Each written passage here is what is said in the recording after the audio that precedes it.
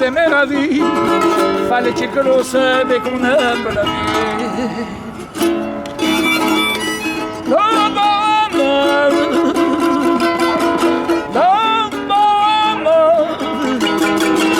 Ça voulait dire qu'il est joli. La bohème, la bohème, ça ne veut plus rien dire du tout.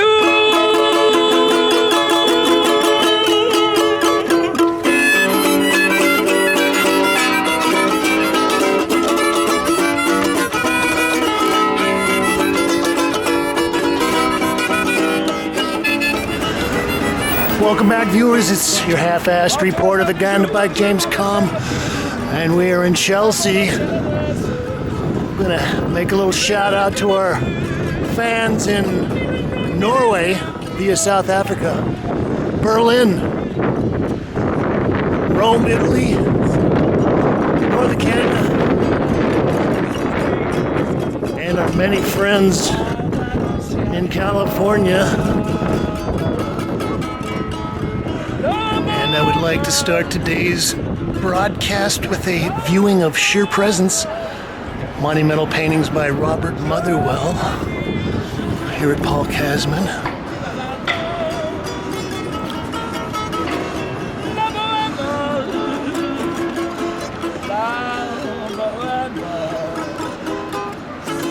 I was riding around Thursday evening and I happened to end up in this end of Chelsea and stuck my head through into the window and saw the show and decided I would have to come back and do a little report on this and maybe paste it together with some other interesting, timely exhibitions.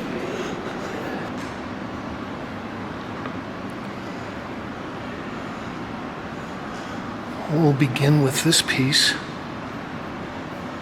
Robert Motherwell, The Grand Inquisitor. It's 1989-90. This is 72 by 171 inches. So that's something like 6 by 17, 18 feet. It's acrylic and graphite on canvas.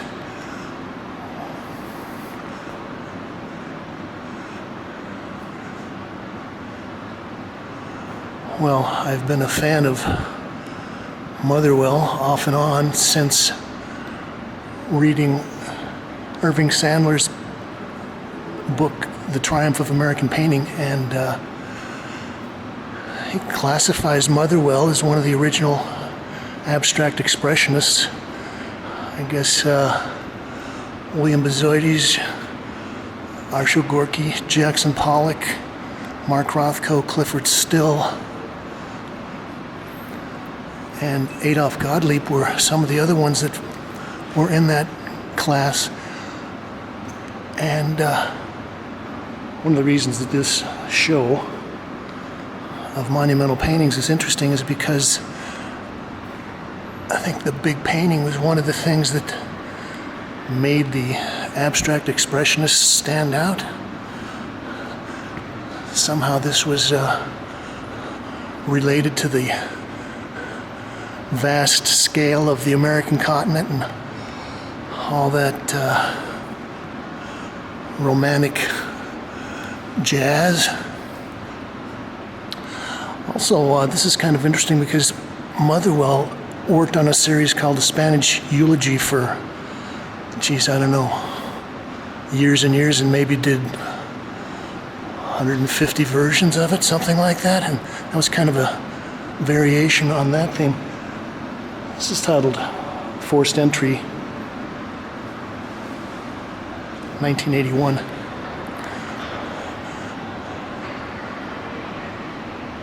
It's 120 by 88 inches. So that's 10 by 7.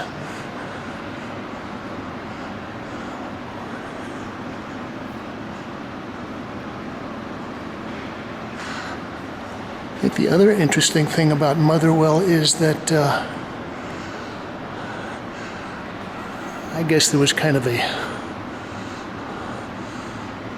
fracturing of the tendencies of abstract expressionism. So you had one side that went into more of the New York school, the action painters, Franz Kline. I guess Pollock would be the icon, but you had Franz Kline and Joan Mitchell, even Philip Guston. And then you had the other side, which was more of a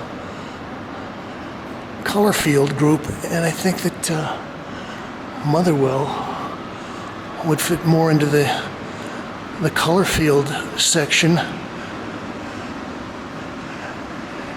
And in that way, I think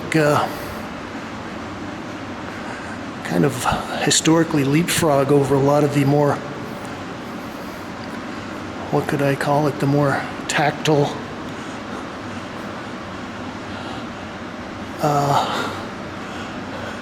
expressionism, and he went into more of a kind of a conceptual color thing. It's titled Hoppla wir leben, something we're living. Another big painting. It's 107.5 by 119.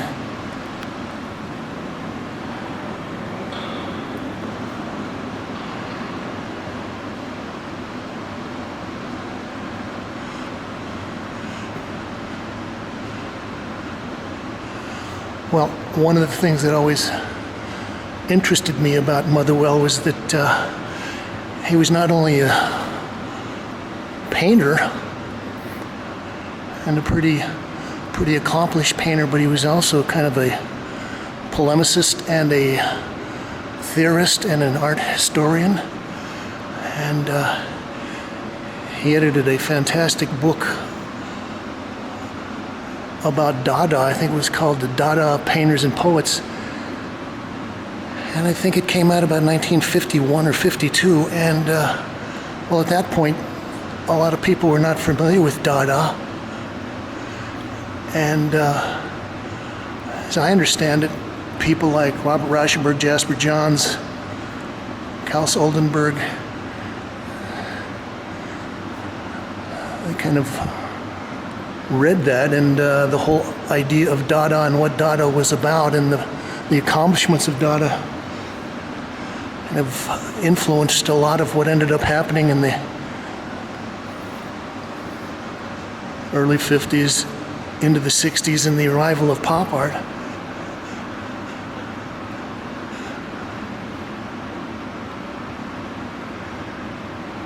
This is open number 97, The Spanish House, 1969.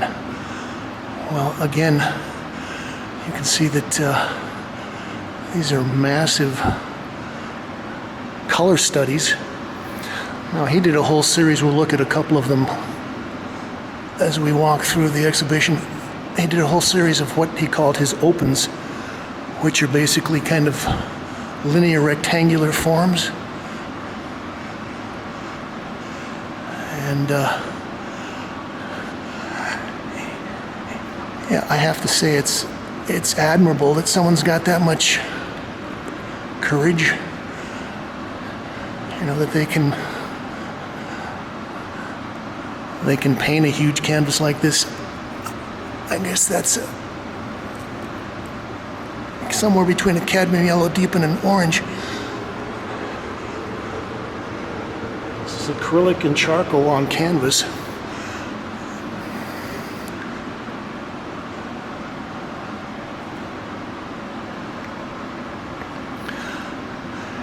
And I know that Motherwell was also influenced by the Spanish poet Lorca, and a lot of his, at least what he said, was that a lot of his Spanish eulogy series were based on the idea of looking through the bars of a cell or the barred windows of a jail. Oh, this is another big painting.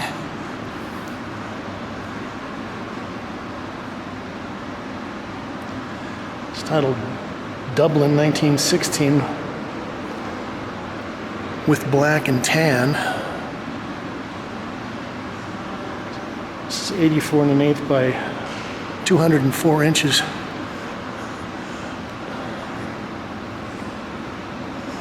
So that's about, gosh, I don't know, 7 by 20 feet.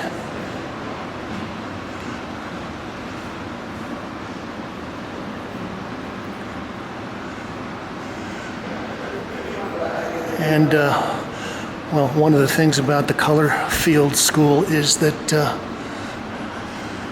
they had an idea that, okay, you can contrast a couple of colors and get a certain kind of an optical response.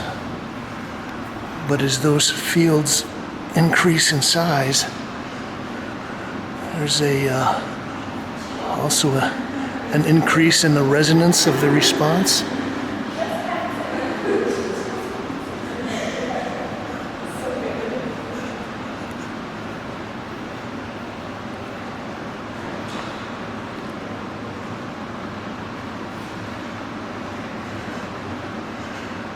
And,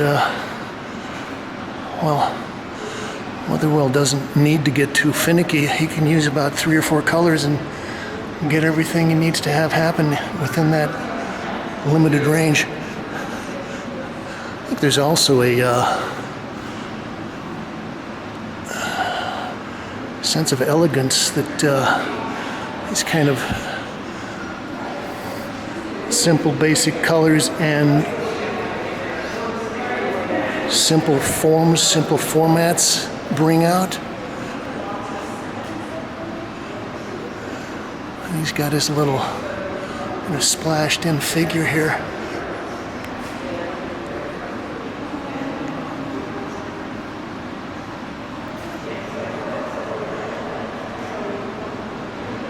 This is oil and acrylic on canvas.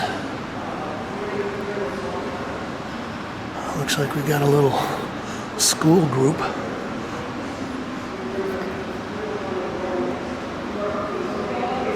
It's titled The Forge, 1965 to 66 and 67 to 68, oil, acrylic, and charcoal on canvas.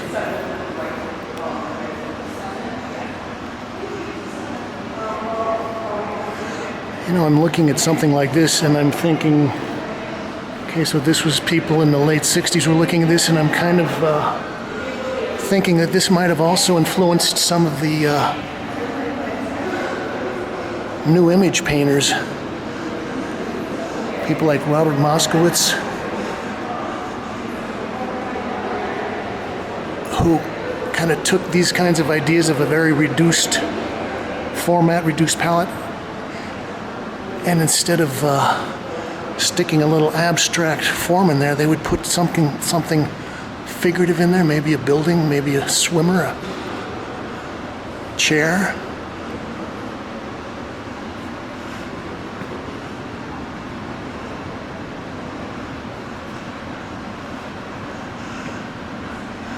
Yeah, the other thing I enjoy about Motherwell, and this gets to the point of the elegance, is that he could go into a very simple drawing, very simple form, and he knew when to stop.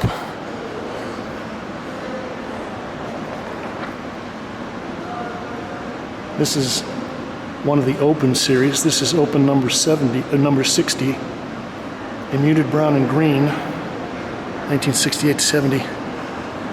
Well, I had some relatives that actually had one of the Motherwell open series that I guess they'd purchased it back in the early 70s, and at some point, this was 25 years ago, they didn't really, this was after Motherwell had passed away, they didn't really know what it was worth. It was just kind of a nice decorative piece hanging on the wall. And they went in and had it appraised, and they found out that the painting was worth 3 times more than their Connecticut house. And well, they decided that they would have to sell it because they didn't have enough insurance to cover the cost of the painting. I'm going to wrap up looking at this.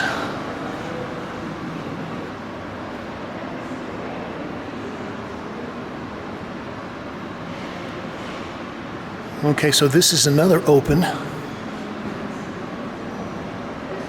in gray with white edge, which I guess is right there. Acrylic and charcoal on canvas.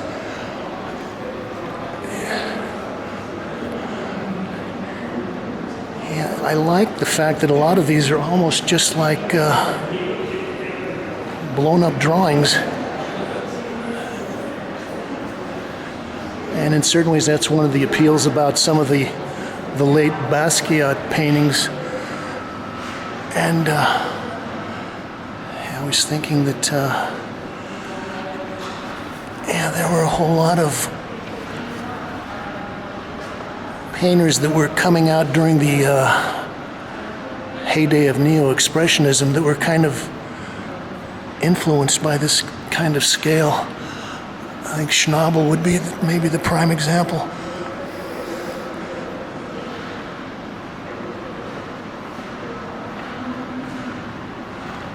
And I was just talking to Laura Newman, who was in with her students, and I was mentioning how much I appreciate some of the touches of the hand. You can see the little smudge marks and a little grime on the edges.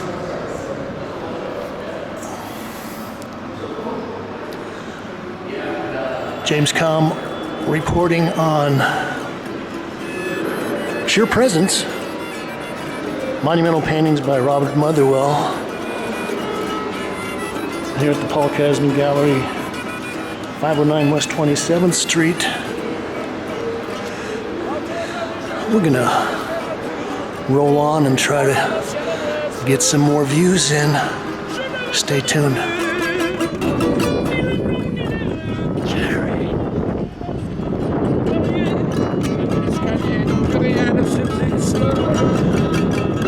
Well, we've just gone around the block. Down onto West 26th Street, and we're gonna pop in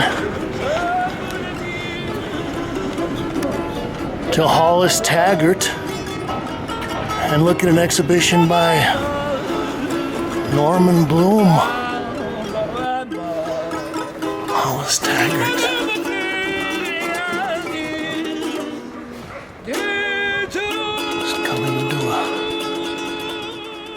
Initial sweep.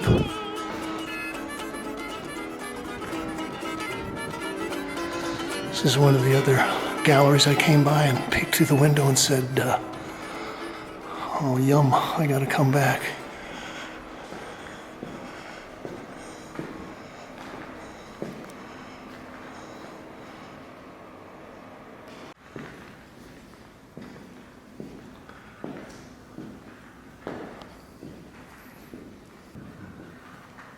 I think we'll start here. This is Untitled 1974, 38 by 48 inches. Acrylic and pastel on canvas.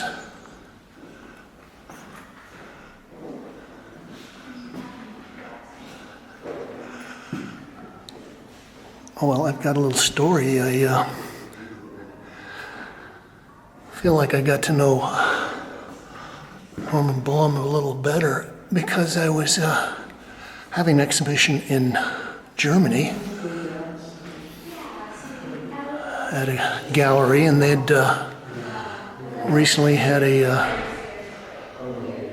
Bluhm show, and well, I was actually sleeping in the back room at the gallery at the time, and so there was a stack of Norman's, I guess what I call his splatter paintings on the other side of the room, and so for the 3 or 4 days that I was camping out there, I would kind of ponder them as I was getting ready to go to sleep.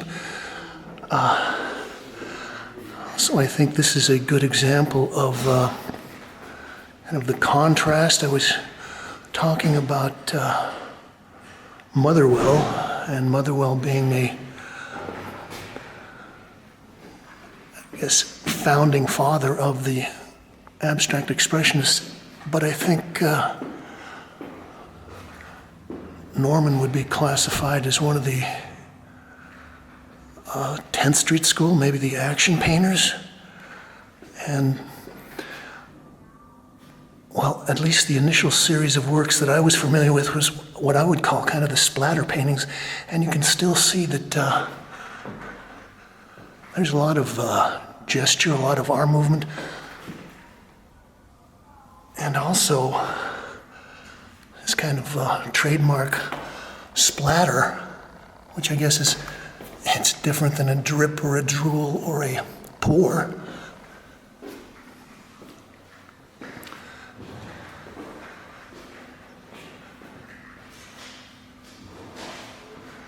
This is titled Niobe, 82 by 74.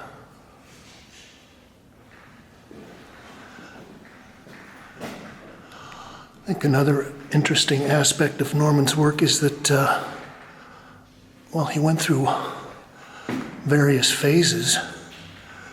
And as I said, the early pieces that I remember seeing were the kind of the slashing, splashing, splatter pieces. By the time he'd gotten to this point, though, I think that he'd kind of gone Baroque. The pieces take on a very kind of sensual, organic forms. This is Untitled 1976, Acrylic and Pastel on canvas.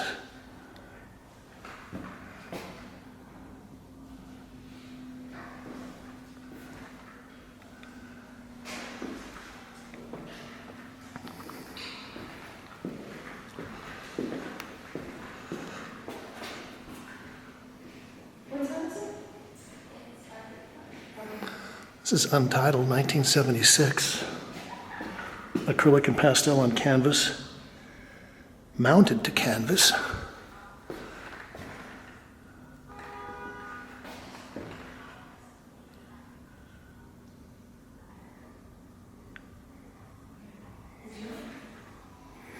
think Norman was also a pretty good colorist, and yeah, somehow there's a great relationship between the kind of soft pastel tones and the kind of these organic, voluptuous forms that he's working with.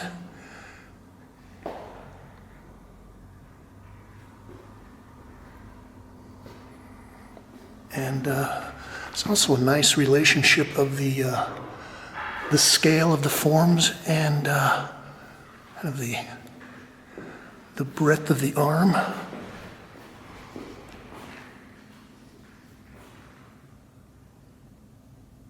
It's titled Opus.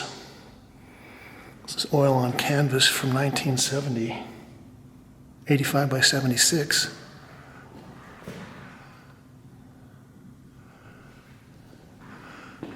Here we get to see again his kind of nice, almost rococo color sense.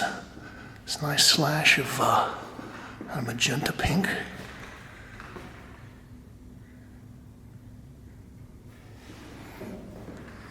Now, it's another interesting anecdote. I believe at some point, maybe when Norman was studying in France and got married and spent about a decade over there. But he came back, and at some point, he actually was working in the studio in the Chrysler building, I think maybe up on one of the upper floors. And it'd be interesting to see if that affected his work. This is Untitled 1976 acrylic and pastel on canvas, mounted on canvas. Okay, this one almost has a sense of a figure coming in here.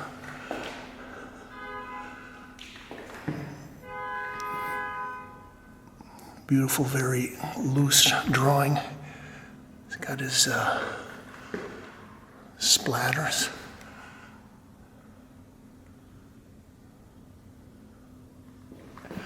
And yeah, kind of melding the painting and the drawing, color line and the flatter planes of color.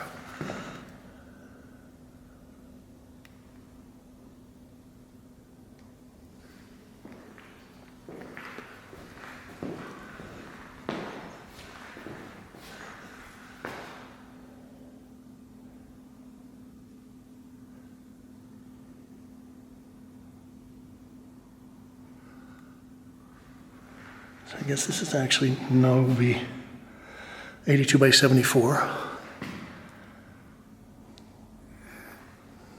So I guess another version of the painting around the corner. And again, he's got these nice gestural sweeps.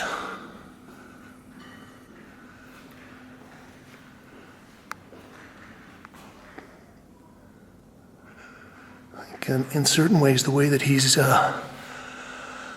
working with these large, simple forms kind of makes me think of some of Al Hell's work from the mid-late 50s into the 60s. But this is much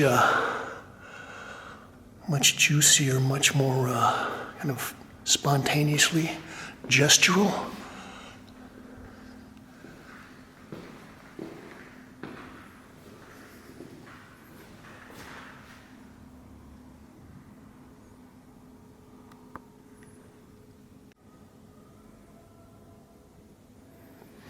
This is Untitled, 1974.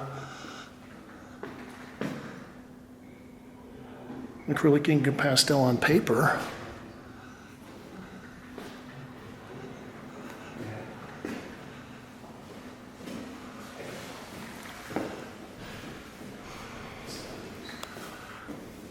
And yeah, I kind of like the way the slashing splashes go all the way across this long horizon.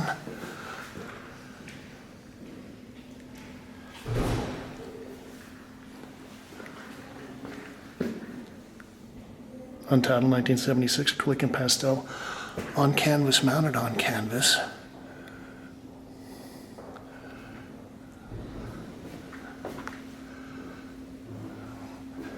And yeah, so this again recalls the kind of the form, maybe the female nude, even with the palette of his khaki, kind of fleshy, peachy colors.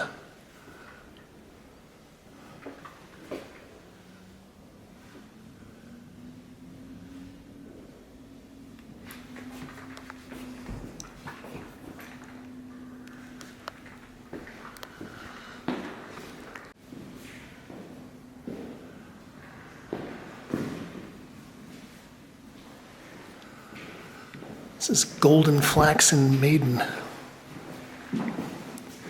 1978, oil on canvas, 89 by 76.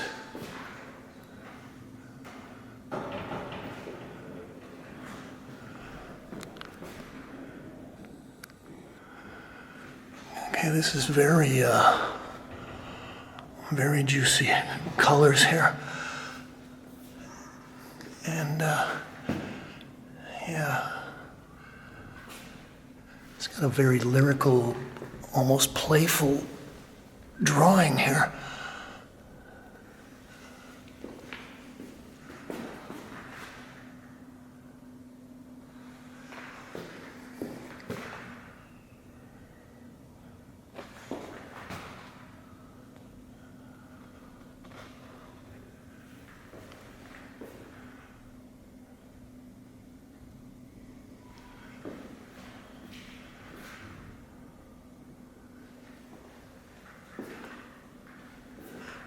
and these contrasts between the violets and the blacks against the canary yellow and the cad yellow medium are very nice. There's a lot under the surface here.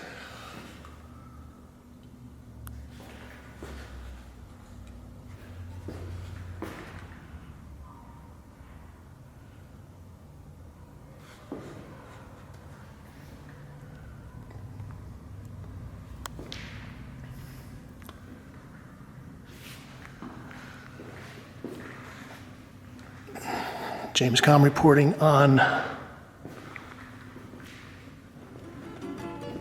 Norman Bluhm here at HOLLIS TAGGART. It's the works from the 70s. You can like this, share, recommend it to your friends, and subscribe. And you can leave your thoughts, ideas, comments, criticisms, and reviews below. But we always ask you to say at the end of these, thank you, Kate. Probably why I never